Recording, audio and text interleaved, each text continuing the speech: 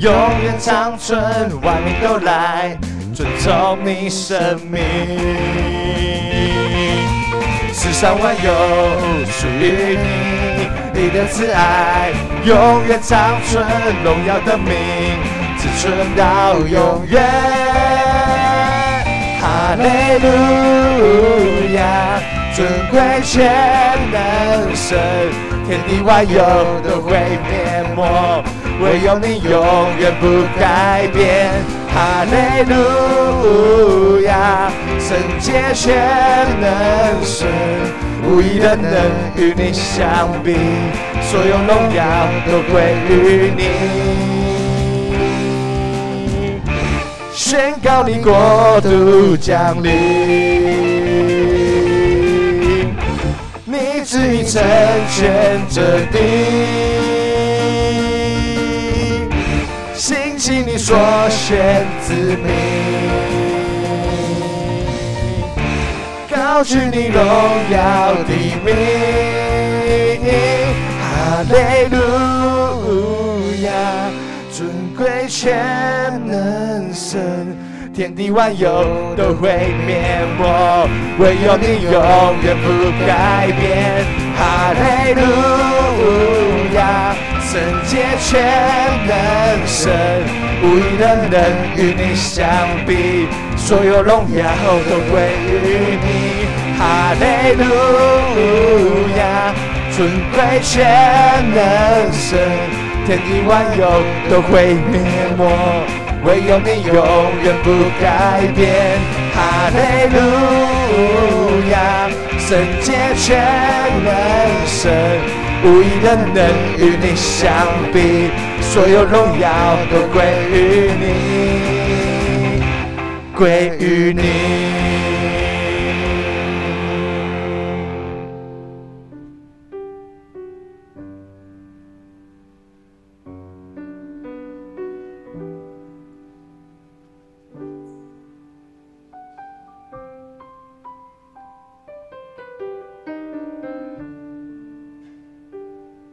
我的诗歌，我的拯救，你是我患难中随时的帮助。众山怎样围绕耶路撒冷，你必围绕我到永远。主，你是我力量，主，你是我高台，坚固磐石，我信靠你必不动摇。主，你是我力量，主，你是避难所，我的盼望只在乎你。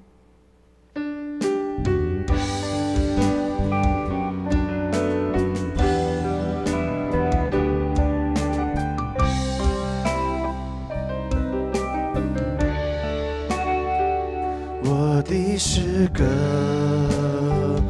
我的拯救，你是我患难中随时的帮助。众山怎样围绕耶路撒冷，你必围绕我到永远。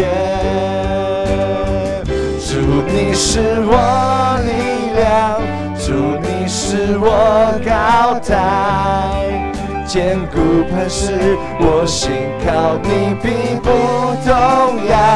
主，你是我力量，主，你是避难所，我的盼望只在乎你。我的诗歌，我的诗歌，我的拯救，你是我患难中随时的帮助。众山怎样围绕耶路撒冷，你必围绕我到永远。主，主你是我力量，主你是我高台，坚固磐石，我信靠你并不动摇。主你是我力量，主你是避难所，我的盼望只在乎你。主你是我力量，主你是我高台，坚固磐石，我信靠你并不动摇。主你是我力量，主你是避难所，我的盼望只在乎你，我的盼望只在乎你，我的盼望只在乎你。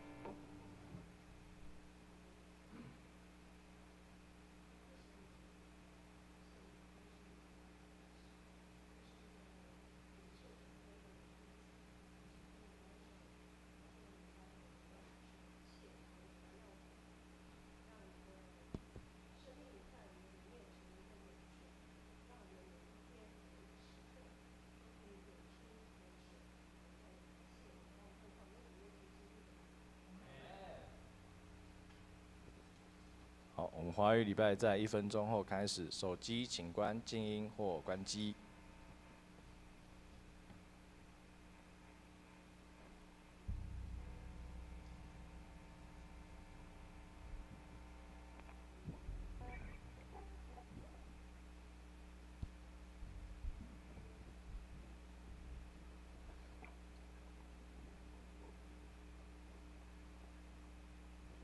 各位弟兄姐妹平安，很开心我们今天在早晨又可以一起来敬拜赞美我们的主。我们邀请各位弟兄姐妹站立，来唱我们第一首歌《我全心倚靠你》，我们一起拍手。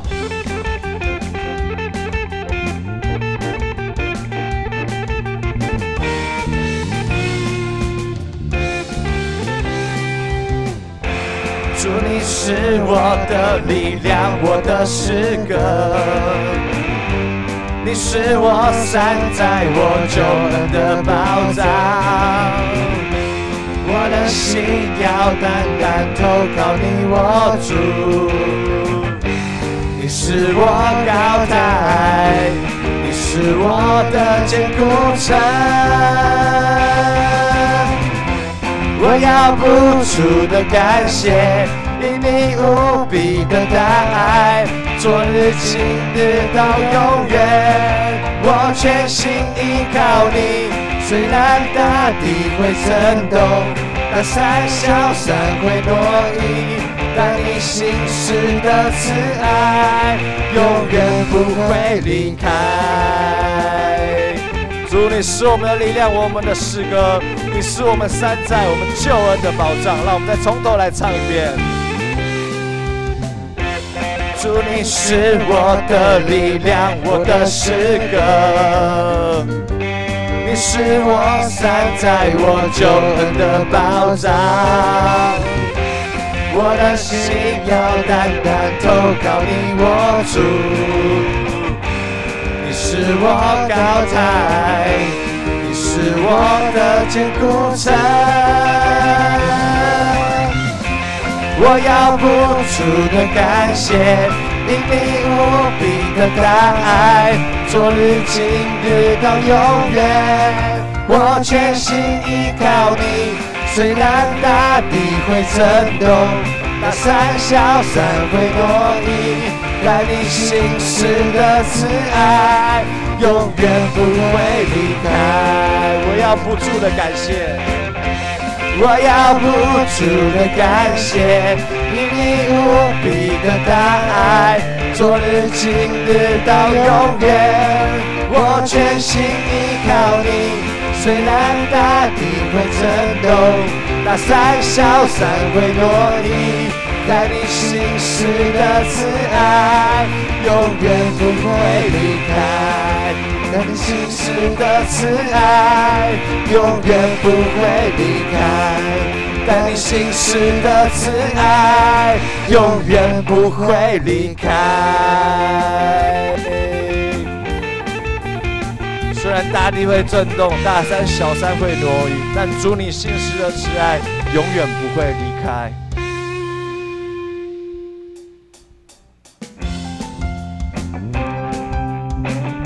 主，这世上都是有你的掌权，你的慈爱永远长存。一起来唱，全能真神，全能真神，你掌权，你的慈爱永远长存，万民都来尊崇你生命。世上万有属于你，你的慈爱永远长存，荣耀的名只存到永远。哈利路亚，尊贵全能神，天地万有都会灭没，唯有你永远不改变。哈利路亚，圣洁全能神，无一人能与你相比，所有荣耀都归于你。好，我们要邀请各位弟兄姐妹，可以跟前后左右的人打个招呼，打个招呼。星期天很开心见到大家，我们一起来敬拜赞美我们的主。全能真神，你掌权，你的慈爱永远长存，万民都来尊崇你生命。世上万有，世上万有属于你，你的慈爱永远长存，荣耀的名只存到永远。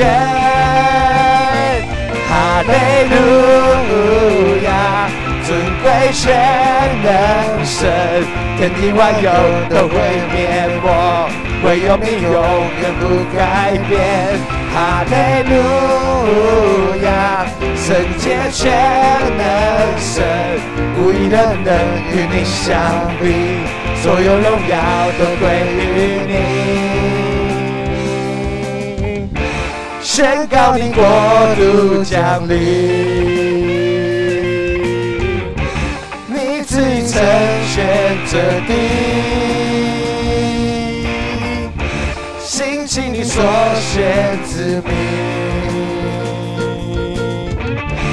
高举你荣耀的名。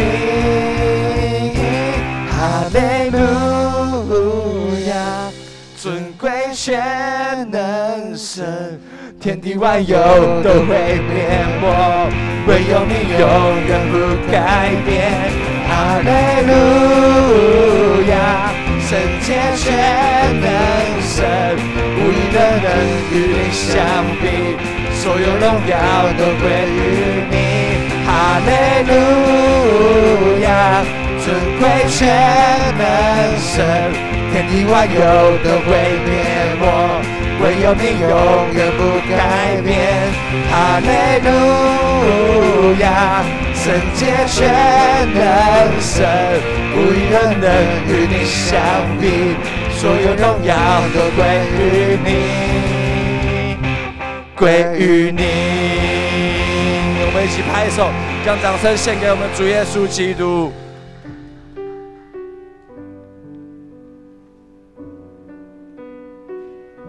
主，你是我们患难中随时的帮助，主，我们相信你必围绕我们到永远。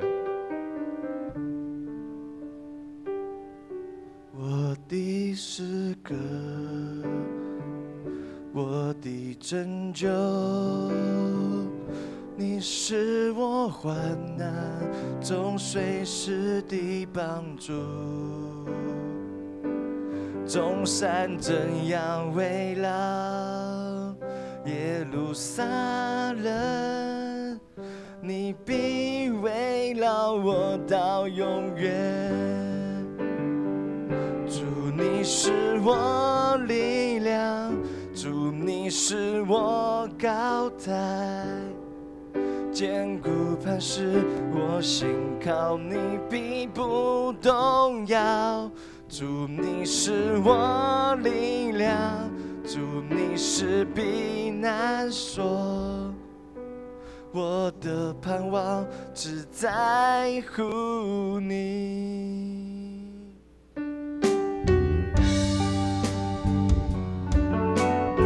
主，你是我们的诗歌，我们的拯救。主，你是我们患难中随时的帮助。主，你是我们的力量。我的诗歌，我的拯救，你是我患难中随时的帮助。众山怎样围绕耶路撒冷，你必围绕我到永远。主，你是我力量，主，你是我高台，坚固磐石，我信靠你必不动摇。主，你是我力量，主，你是避难所，我的盼望只在乎你。我的诗歌，我的诗歌，我的拯救，你是我患难中随时的帮助。众山怎样围绕耶路撒冷，你必围绕我到永远。我们现在唱，主，你是我的力量，主，你是我力量，主，你是我高台，坚固磐石，我信靠你必不动摇。主，你是我力量，主，你是避难所，我的盼望只在乎你。主，你是我的力量，主，你是我力量，主，你是我高台，坚固磐石，我信靠你必不动摇。主，你是我力量，主，你是避难所，我的盼望只在乎你，我的盼望只在乎你，我的盼望只在乎你。我们起来祷告。主，你是我们患难中随时的帮助，主是我们生命的泉源。主，求你这一生围绕在我们身边到永远。主，你是我们的力量，主，你是我们高台，你是我们坚固的磐石。我们信靠你必不动摇。主，祈求你时时刻刻在我们的身旁。你将我们接下来的聚会交在主你的手中。祷告奉主耶稣基督的名来求，阿们。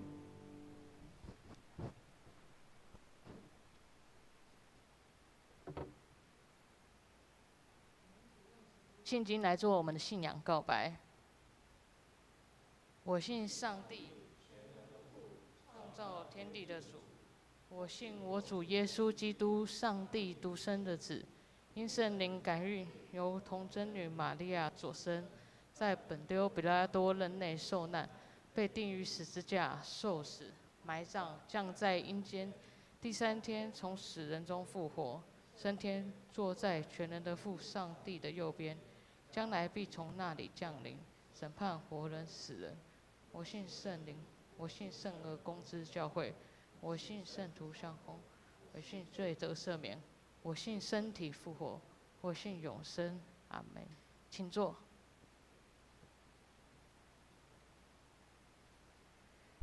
奉献。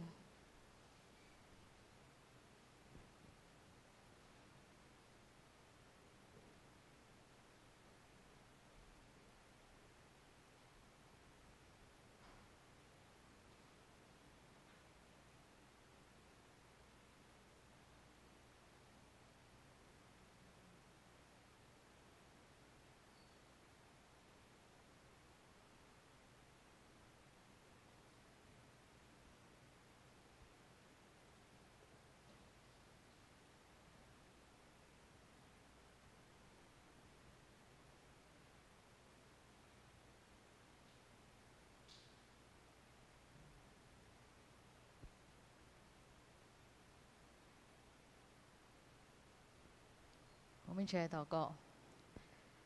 亲爱的天父，我们感谢赞美你，你是至高的主宰，我们要经历你至大的能力，因为你是信实的。虽然我们的人生有高有低，有顺境有逆境，但不管是在哪个阶段，愿我们都能得着你的安慰及拯救。主啊，谢谢你必会把美好的事做在我们身上。求主帮助我们有这样的信心及看见，也愿我们将来在任何事上都能常常感恩赞美你，并有一颗常常喜乐的心。主啊，我们也求你从天降下活水，充满我们，让我们从救恩的泉源欢然取水。主啊，你美好的旨意必定成就在我们身上。感谢，感谢主。这使我们的奉献也作为圣工之用，求你悦纳。我们也要用你所教导我们的主祷文，同声祷告说：我们在天上的父，愿人都尊你的名为圣。愿你的国降临，愿你的旨意行在地上，如同行在天上。我们日用的饮食，今日赐给我们，免我们的债，如同我们免了人的债，不叫我们遇见试探，救我们脱离凶恶。因为国度、权柄、荣耀，全是你的，永远。阿门。报告，我们一起来看周报。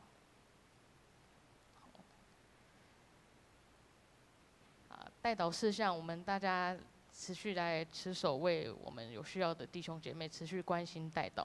我们来看教会消息。本主日是代降第3主日，由主日学青少系社青团契点燃第3根象征宣告喜乐的蜡烛，宣告被掳被压迫的子民，并将得着救赎的喜乐。好，我们来看第2项，12月25号圣诞节的系列活动预告。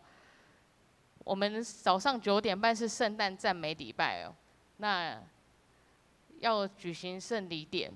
如果还想要受洗坚信你的弟兄姐妹，我们来向牧师报名。那在当天的下午2点半是我们圣诞舞会，请各位可以踊跃的邀请你们的亲朋好友来参加。那我们晚上5点半是圣诞晚宴跟精彩的摸彩。好，请各位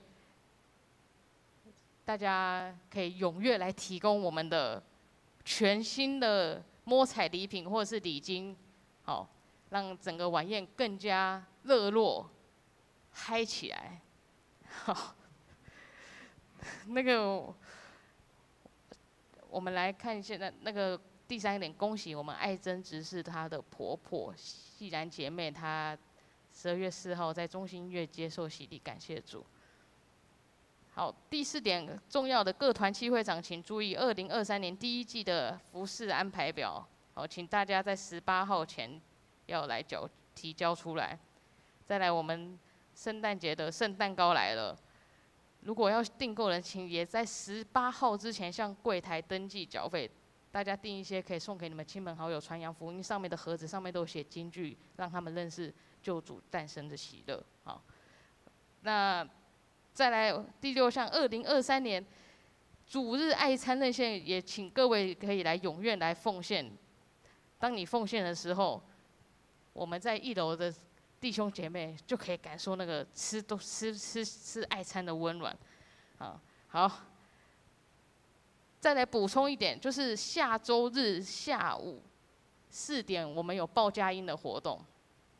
如果要参加的，要赶快到那个下面来登记。我们这次是走，不是像那样知道，我们会到5个的社青，不是5个银发族社区啊，社区的那个家中，好去宣扬传扬主诞生的喜乐这样。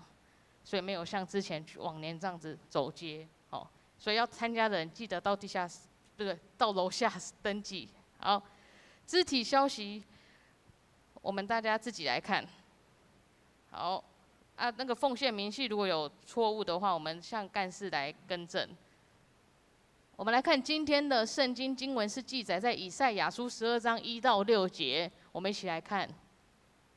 到那日，你必说：耶和华啊，我要称谢你，因为你虽然向我发怒，你的怒气却已转消，你又安慰了我。看哪，神是我的拯救，我要倚靠他，并不惧怕，因为主耶和华是我的力量，是我的诗歌，他也成了我的拯救。所以你们必从救恩的泉源欢然取水。在那日，你们要说：当称谢耶和华，求告他的名，将他所行的传扬在万民中，提说他的名已被尊崇。你们要向耶和华唱歌，因他所行的甚是美好。但愿这事传遍天下。西安的居民哪，当扬声欢呼，因为在你们中间的以色列圣者乃为至大。今天牧师要讲的题目是救恩的泉源。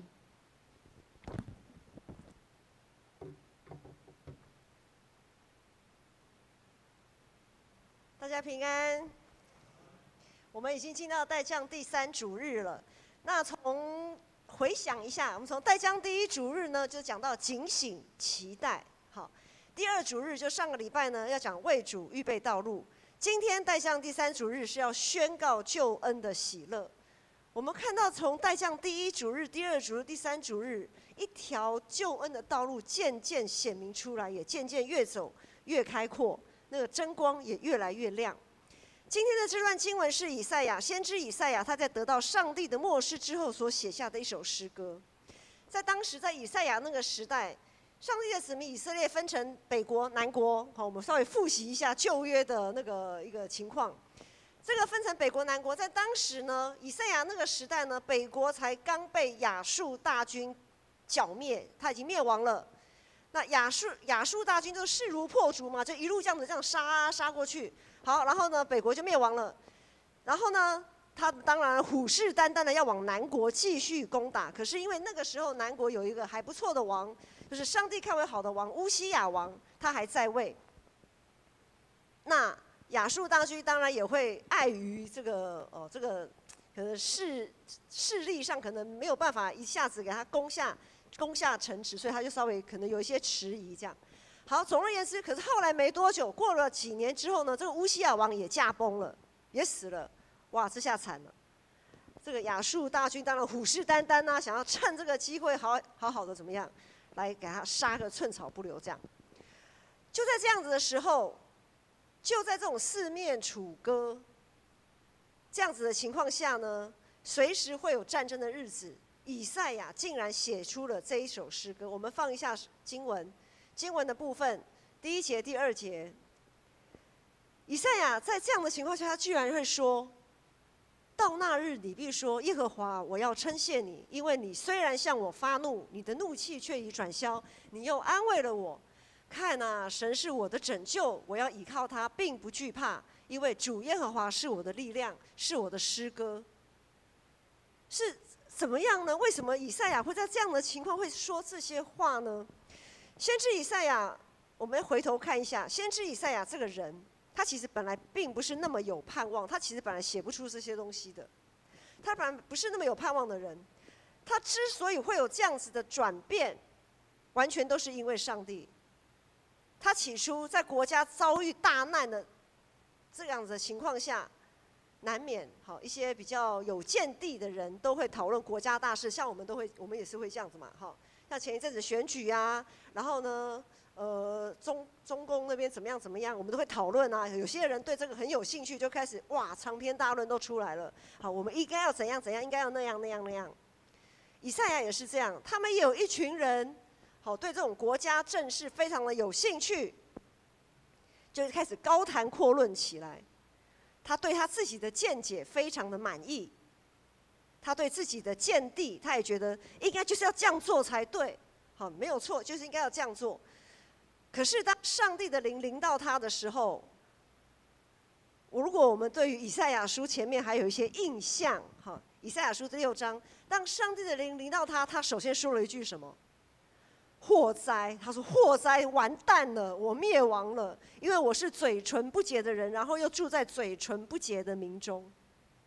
他会这样讲，就是因为他忽然警觉过来，当上帝的灵临到他，他突然警觉过来，哇，他之前那么高谈阔论，这么倚仗的他的那些意见、那些想法、那些洞见，其实那些东西都没有办法救他脱离那个担忧的漩涡啊，他们还是会成天沉浸在那个我的国家未来会如何发展这样子的一个泥沼里面。那些东西、那些见解，并没有办法带给他进一步的盼望。当上帝的灵临到他，当上帝要呼召他成为先知的时候，他发现他过去所说的那一些，看起来非常的有见地的言论呢，充其量只是满足他一时的需要而已。所以，然后直到如今，走到了现在乌西雅王驾崩的这个时候，就是今天经文的这个时候，若不是上帝的灵感动以赛亚，他绝对无法在这样的情境当中说出这么有盼望的话。他知道说，主耶和华，我要称谢你，因为你虽然向我发怒，虽然我过去仰仗自己的聪明才智，我说了这么多这样子的话，然后呢，我以为我这些见地，我所说的这些言论，才能带领国家脱离这些患难。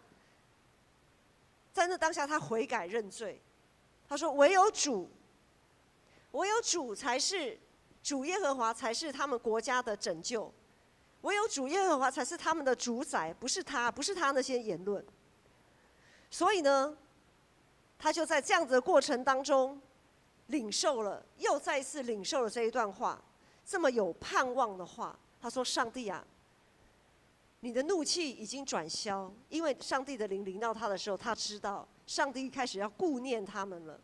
好，然后也安慰了以赛亚。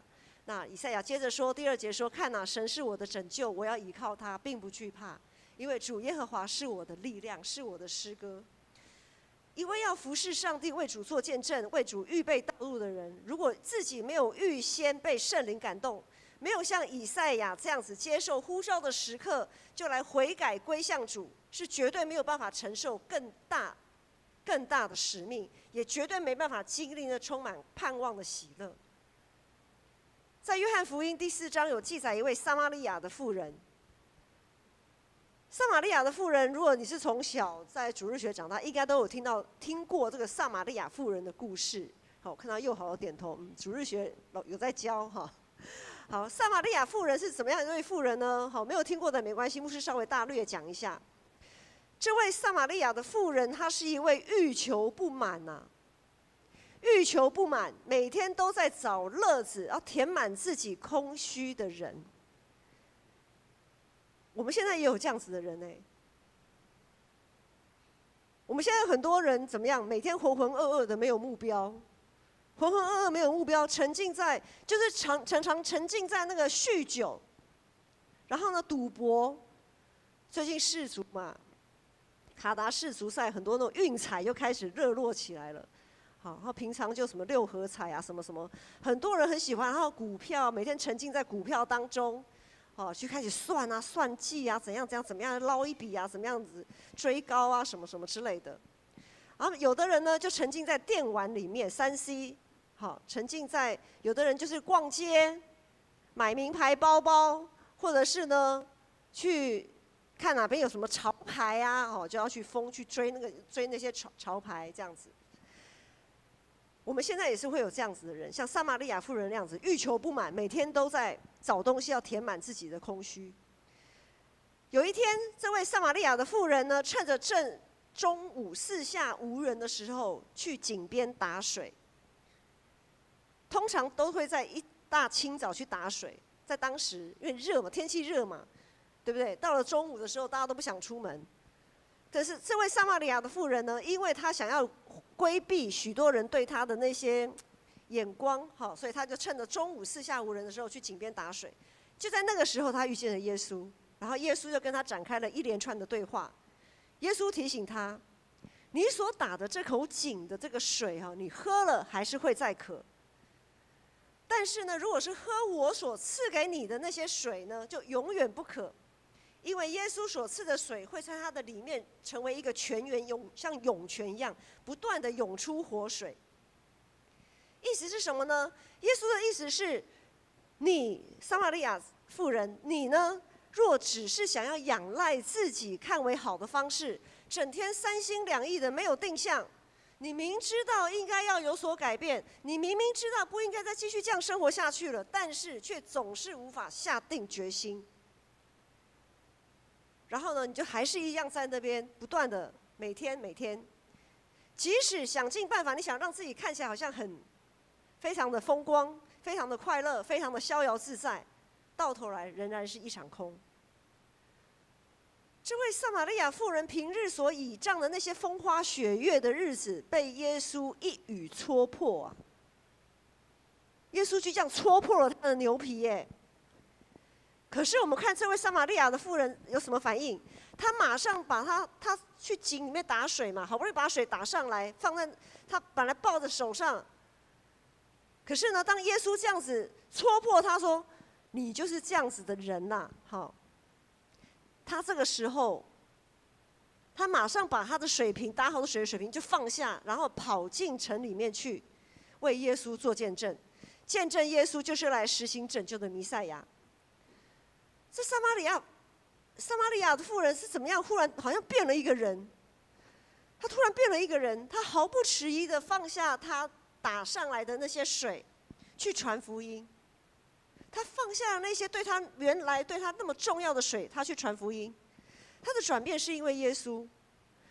虽然表面上耶稣是完全不给他面子，完全不给他留任何的地步，就给他说穿了，你就是怎样的一个人。但是在那个时候，这位妇人她也知道，哇，这位耶稣，他知道我的底细耶。我是怎么样的一个人，他都清清楚楚，他彻头彻尾知道我是一个怎么样子的人。但是耶稣他竟然愿意接近我，耶稣竟然愿意主动对我说话。当所有的人都避之唯恐不及的时候，都对我那个眼色非常的不好，闲言闲语一大堆的时候，只有耶稣愿意主动的向他表达对他的关心。他感受到耶稣用诚恳怜悯的心肠在对他说话。有这么一个人这么接纳他，他就不必再为了闪避众人的眼光，只选择在正中午去打水，他随时都可以去打。所以呢，他体会到了耶稣了解他，只有耶稣在乎他真正的需要。他其实非常的渴，即使他四处找乐子，到最后他还是非常的渴。他不用再打肿脸充胖子，自欺欺人，他不用再害怕那些流言蜚语，因为耶稣从那个时候开始成为他生命里的首要。过去那些乱七八糟荒唐的生活不再是他的重心跟依靠。我们呢？我们扪心自问，我们平常生活里的重心是什么？我们在比业绩、比成就吗？有一句话讲，人比人怎么样？人比人气死人。我们是要比我们包包、我们的名牌是 LV 比较高贵，还是什么包包比较高贵吗？还是谁的品牌比较潮？人比人气死人啊！最近已经到年底了，还有比什么？年底有什么？各位上班族的年终奖金，对，比年终奖金，好，考绩也是，人比人气死人呐，好。还有呢，比谁家的小孩优秀，也是人比人气死人。真的要比起来哈，算一天都算不完，可以比这个比那个比那个，比谁家怎样怎样，谁怎样，比一天都比不完。我们真的好好的想一想，对于我们现在自己的生活，有哪些是让你到如今还让你难以启齿的？有哪一些是一旦被戳破，你就会大发雷霆？如果我们没有把耶稣放在首要的位置，如果我们总是三心两意，任由自己跟耶稣的关系得过且过，反正就是这样嘛。好，那我们怎么又会有真正的喜乐呢？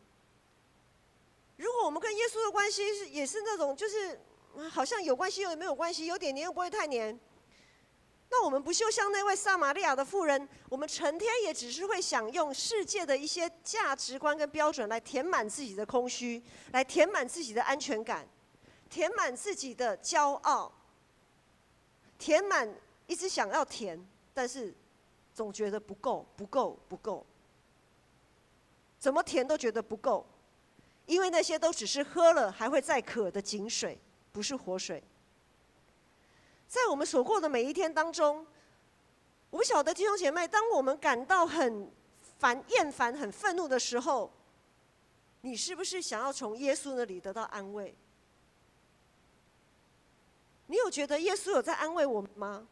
当我们志得意满的时候，当我们非常的走路有风的时候，我们有确信主耶和华是我们的力量吗？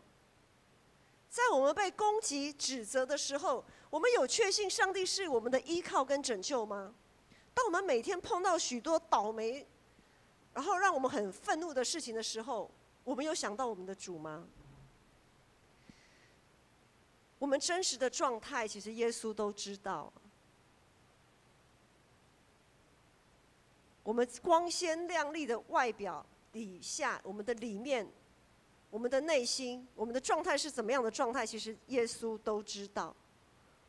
问题在于，当我们还不断在我们的日常生活当中一直不断的要去打水的时候，我们有看到耶稣站在井边吗？当耶稣对我们说话，我们有想要回应他吗？我们有每天想要读一点圣经，跟他做一段对话，灵修祷告，我们有这样子吗？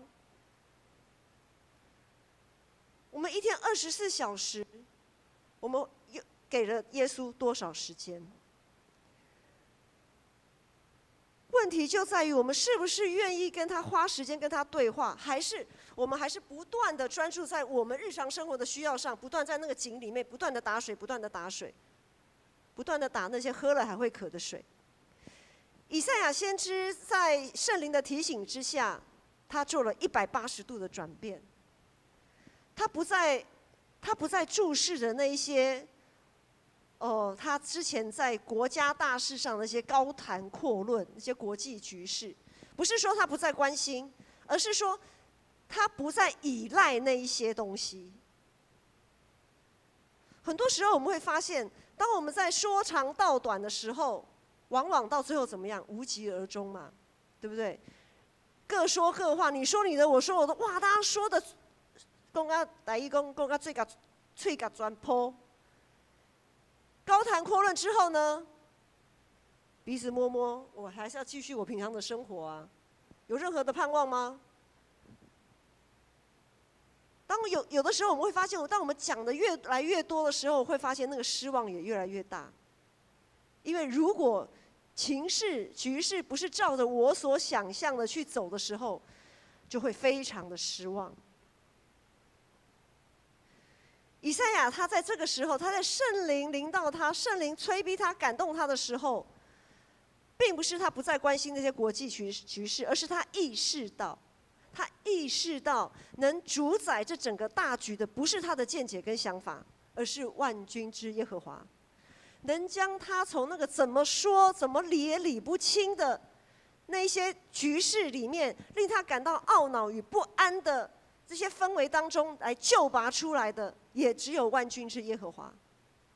所以他说，今天的第2节，他说：“看哪，神是我的拯救，我要依靠他，并不惧怕，因为主耶和华是我的力量，是我的诗歌，他也成了我的拯救。”今天是代降第3主日，代表的人物是玛利亚。好，牧师在一开始就说，我们今天代降第3主日是宣告救恩的喜乐。当天使向玛利亚说，我们每年圣诞节几乎都会演嘛，好，都会演这个桥段。当天使向玛利亚说，你要怀孕生子，你要给他起名为耶稣。如果你是玛利亚，你会高兴吗？这对你来讲是个好消息吗？这样的信息对玛利亚，当时的玛利亚说，简直是个噩耗啊，晴天霹雳啊！她都还没过门呢，就莫名其妙的怀孕。玛利亚也没有什么身世家世显赫的娘家可以让她靠啊，她也是很贫穷的一个人。她唯一能依靠的，在那个当下就是她的未婚夫约瑟。可是约瑟在想什么？我们从马太福音里面看到约瑟他在想什么？他想把她休了。拜托，还没过门你就给我怀孕，而且还父不详哎。父亲对约瑟来讲，父亲是谁都不知道。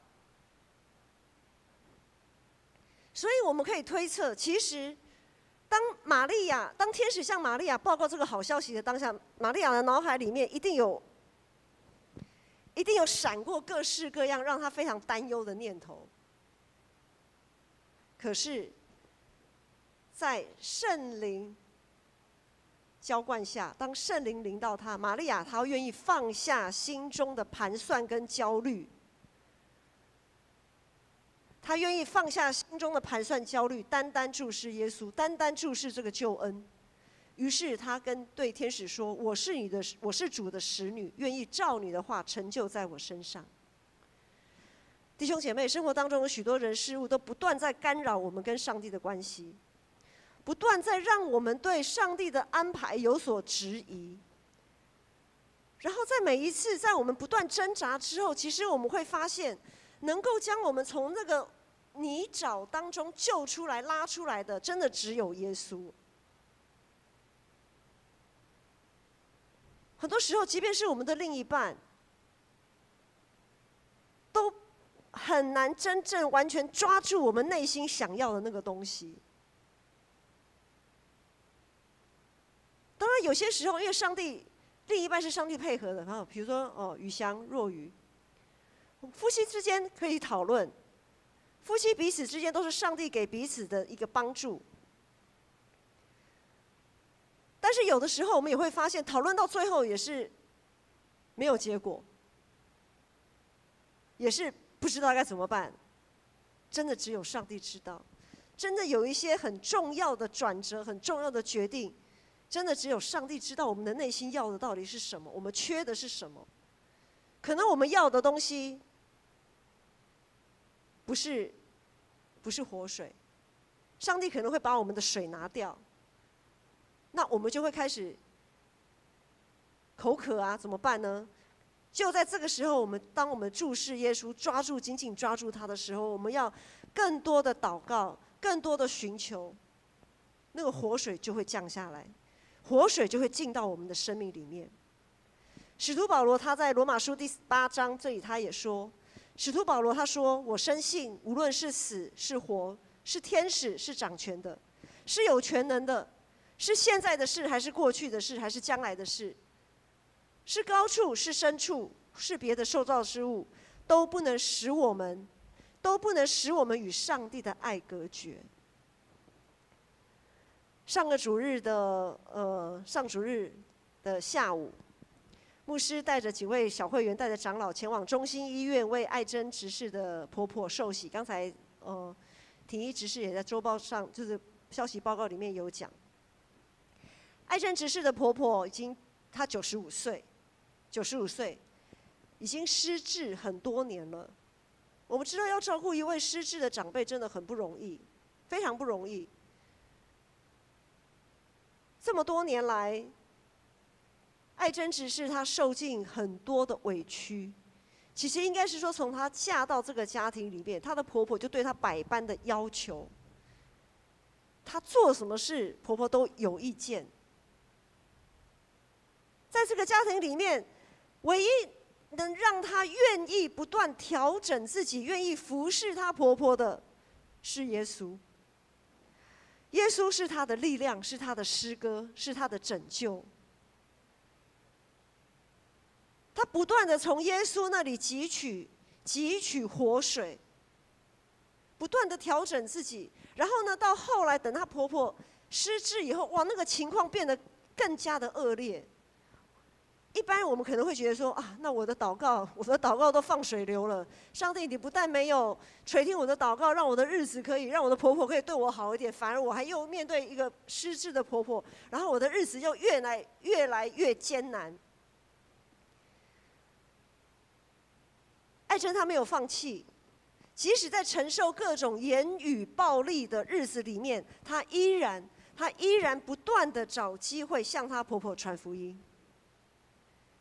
就在前一阵子，大概2-3个礼拜之前，艾珍她跟牧师讲说，她婆婆突然就陷入昏迷就送医院加护病房这样子，生命垂危。一时之间，她还有些惋惜，想说万一她婆婆就这么走了怎么办？她非常的担心她婆婆的灵魂未来不知道要去哪里。然后牧师就教她，因为有的时候在加护病房的人，你能进去看的时间有限嘛。我说万一，我说了，如果你的婆婆在这个过程当中有醒过来，我说牧师授权给你，你就为她施洗，你就去问她，然后为她施洗这样子。可是后来，这个方法没有用到。有一天下午，有一天她婆婆就突然就昏迷当中，她突然就醒过来了。不是回光返照那种，就真的醒过来，整个人就醒，好像就完全好了。就是之前那种昏迷的那一段时间，那一段过程好像从来都没有发生，就突然就好了，能吃能喝，能吃能喝。然后艾珍就问她婆婆说：“婆婆，你想要受洗吗？”这样子，然后她婆婆就跟她讲说好，然后她就马上跟牧师讲，上个主日的一大早，牧师知道这个好消息，下午就带着小会员，带着长老们。我们就跟那个看护约一个时间，因为现在病房你也不能随便进去。看护把她婆婆推出那个病房区，到一个空间，然后我们也在那个时间，我们到那边去跟他们会合。我们就前往中心医院，为她施洗，让她归入主的名下。今天的经文第3、第4节说：“你们必从救恩的泉源欢然取水。在那日，你们要说，当称谢耶和华，求告他的名，在万民中传扬他的作为，宣告他的名已被尊崇。”如果艾珍只是她在平日里，她只看见她受的委屈；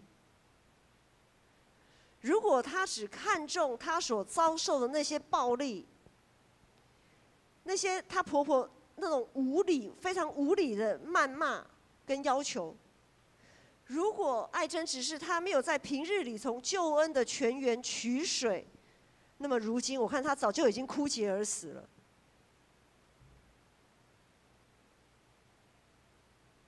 要救一个灵魂是这么的不容易耶。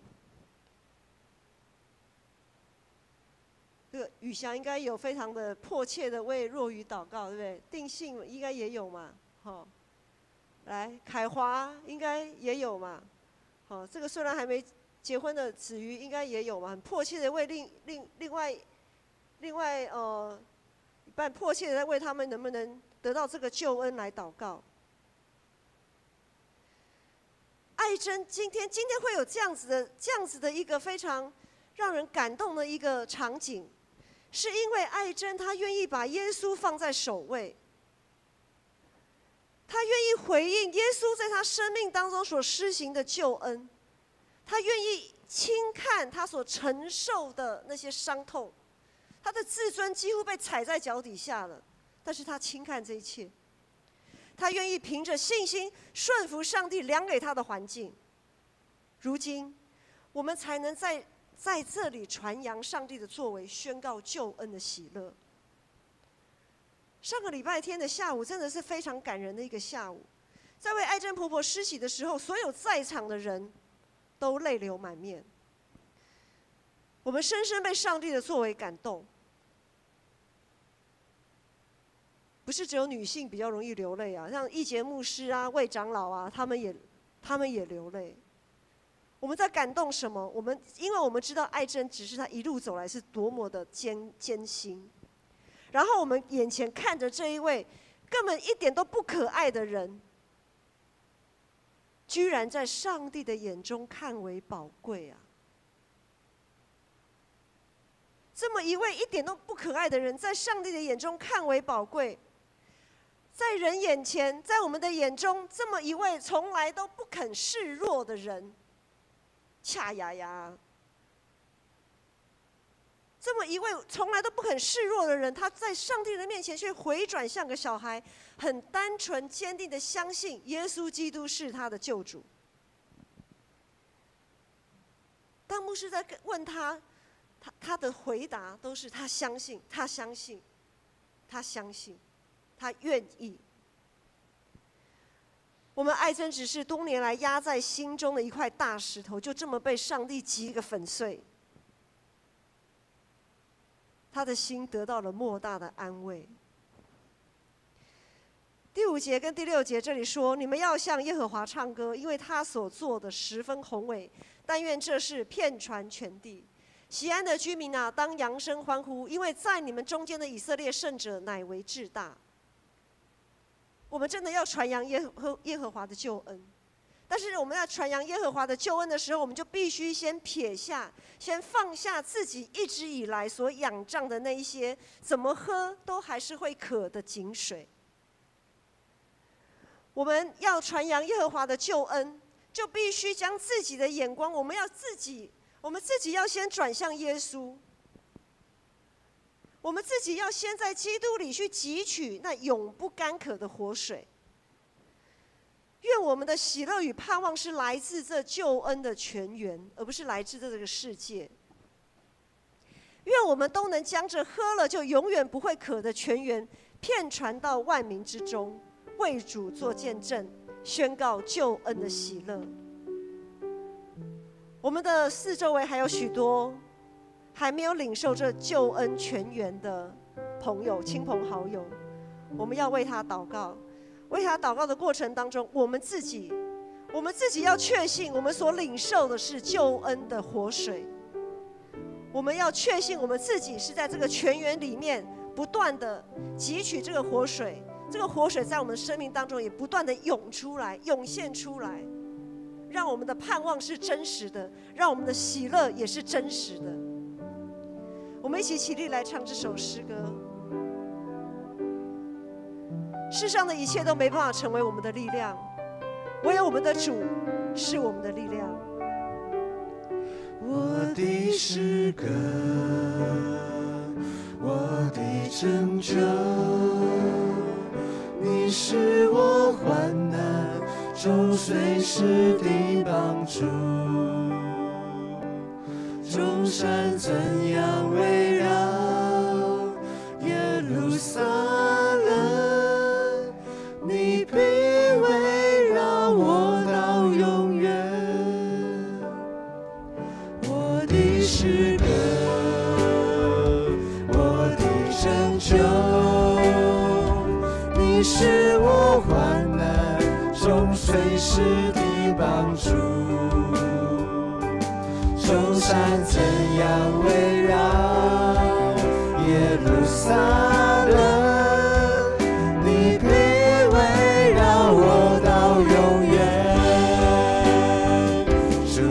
是我力量，主你是我高台，坚固磐石，我心靠的必不动摇。主你是我力量，主你是避难所，我的盼望只在乎你。弟兄姐妹，我们在这里一起来在主的面前祷告。现在是不是还有什么事情纠结着，让你的心始终看不到那个亮光？有怎样的人常常影响你，让你时常踌躇，让你时常愤怒，让你时常陷落在那个没有盼望的情况当中？又有怎么样的事情是在你不断的追寻当中觉得不够还是不够？我们要在主耶稣的面前，我们要悔改，求主帮助我们的眼目可以单单定睛在他的身上。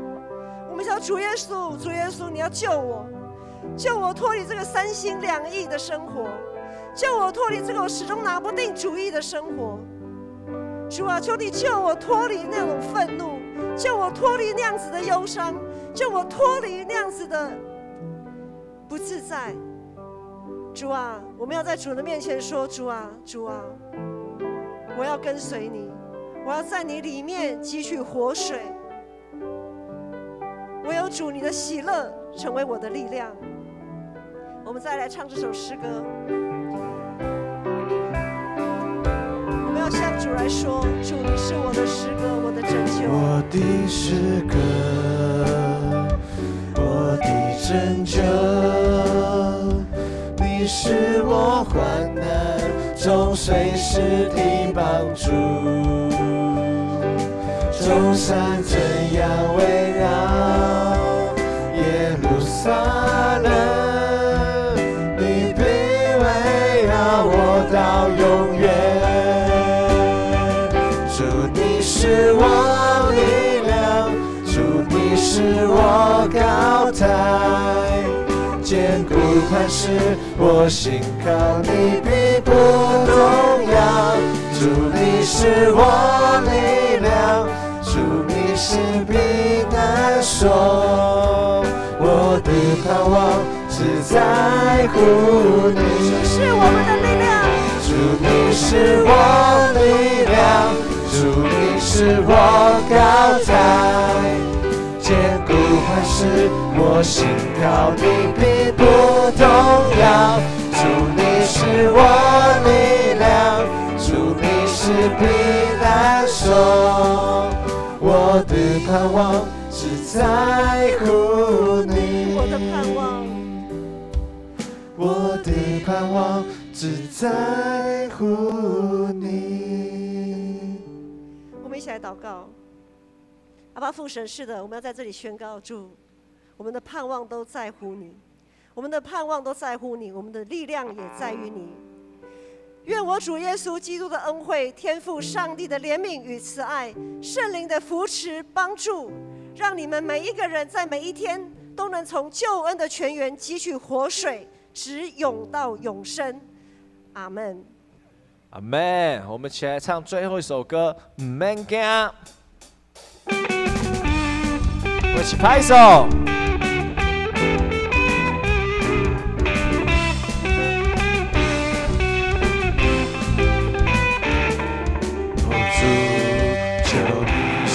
用我，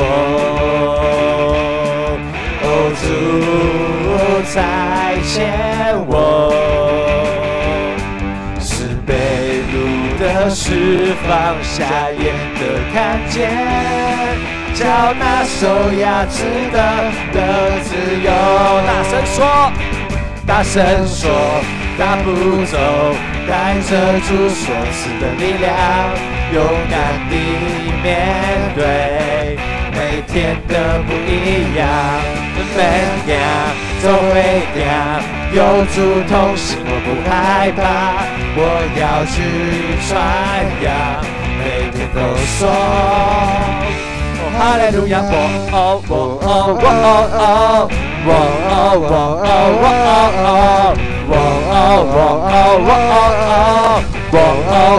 哦，一起哦！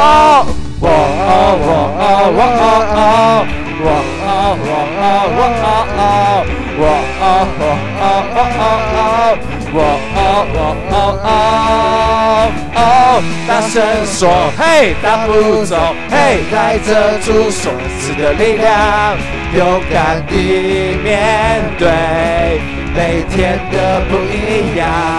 每天，嘿，走回家，嘿，有主同行，我不害怕，我要去传扬，每天都说，哦哈利路亚，